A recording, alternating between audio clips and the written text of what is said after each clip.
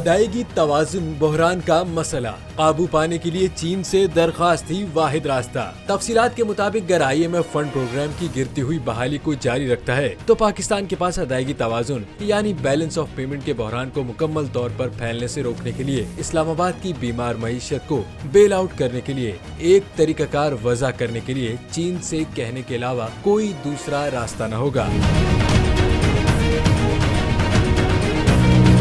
ذرائع کے مطابق ملک میں گہرے سیاسی اور معاشی بحران کے درمیان IMF نے انتظار کرو اور دیکھو کی پالیسی اپنائی ہے، لیکن اس پالیسی پر زیادہ دیر تک نہیں چلا جا سکتا۔ یا تو IMF کو 9ویں جائزے کی تکمیل کے ذریعے بحال کرنا پڑے گا یا پھر پروگرام ختم کر دیا جائے گا۔ 9ویں جائزے کی تکمیل کے بغیر IMF کے ساتھ مزید کوئی ڈیٹا شیئر نہ کرنے کا ارادہ بھی ظاہر کر دیا گیا ہے۔